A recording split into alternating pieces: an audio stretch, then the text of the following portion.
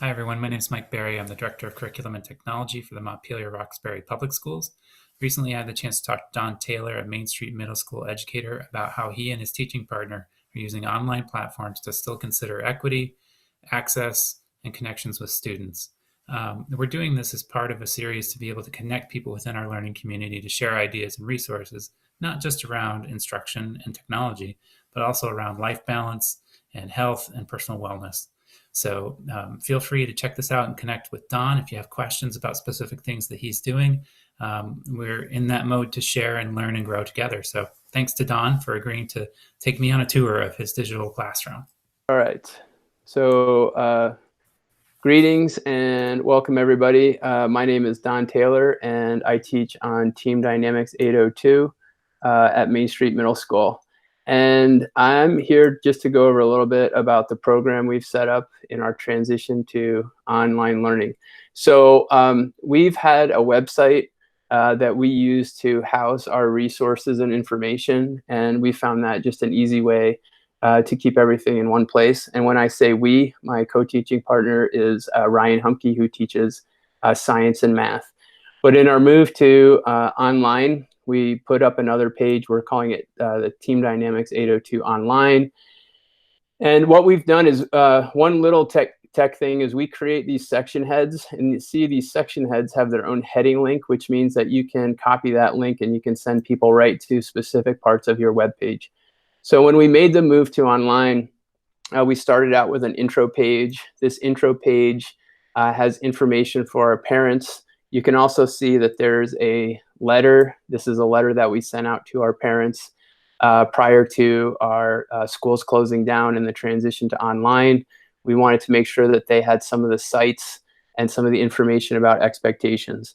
Additionally, we created a YouTube video just so that they understand how to navigate the actual website and what information they could expect from that.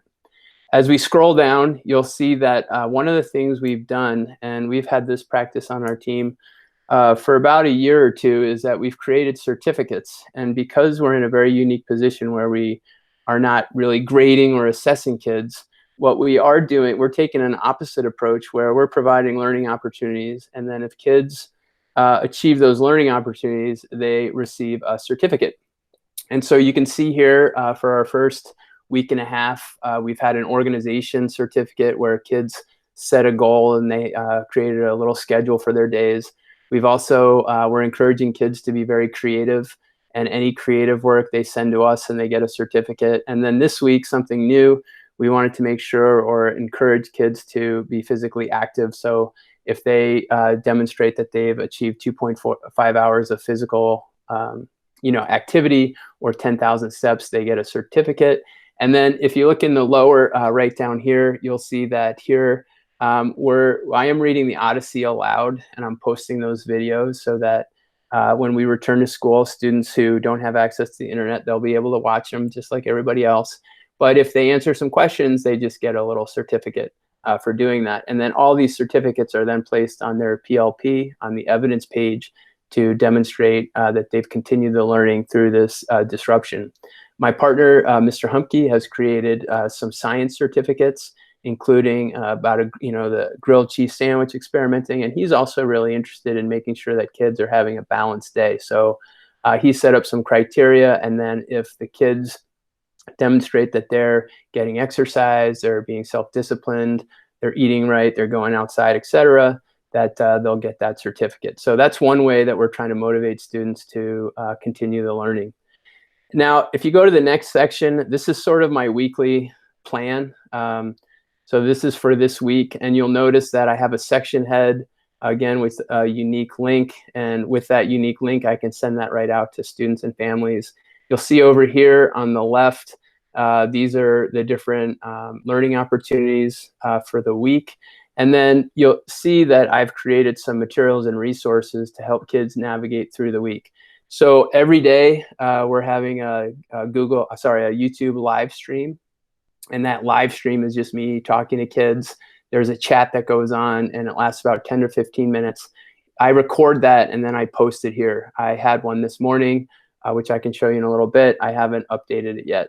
And then over here, you'll see that this is a narrated video. I use something called Screencast-O-Matic to just narrate a slideshow. The slideshow is also included on this page. And that slideshow just gives kids an outline for the week and identifies some learning opportunities for them should they choose to accept those challenges. It also goes over the certificates that I talked to previously. We have had a Green Team Academy. This is part of our sustainability work. And that Green Team Academy was already set up. And again, that's a badging or certification system.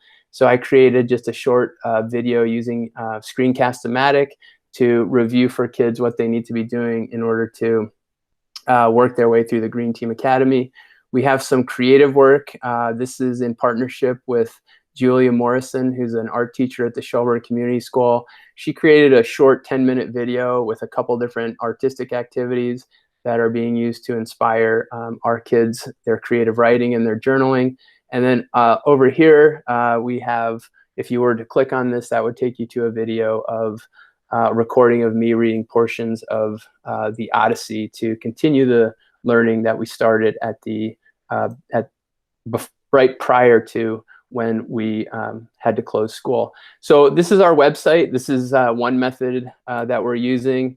This is designed to have all our activities in one place. In addition to that, we're also using YouTube quite extensively.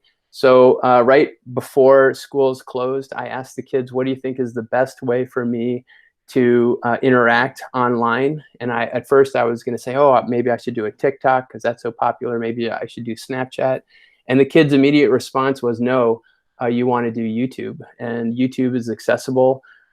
Phone, laptop, computer. You don't need to have a membership, and you can also subscribe to playlists.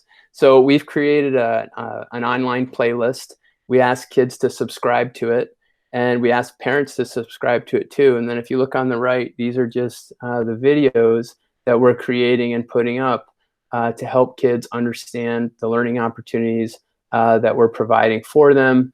And also, one of the advantages of this is that it's accessible at any time. So if a kid doesn't have access to the web at a particular time, they can go back and they can see the videos. The other thing that's really great about the playlist is that kids who subscribe get notifications when a new video is posted.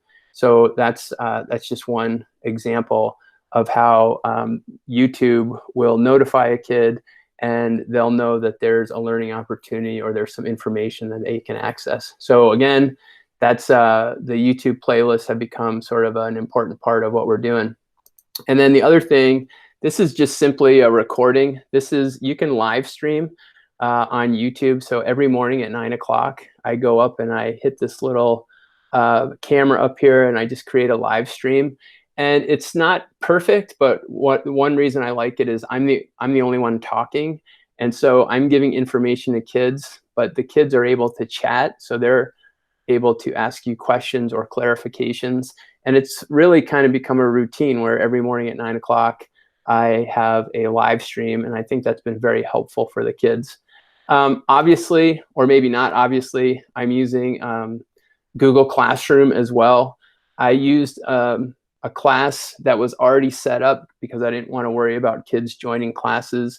And I've kept it really simple. I have resources at the top, and then I have the online learning. So if you look at the resources, which I'm going to open just real quickly, I'm trying to just minimize the number of assignments. I don't want to overwhelm kids, but these are all the same things that I posted on the website. It's just in another place where kids know that they can find the information that they're going to need in order to access the learning opportunities.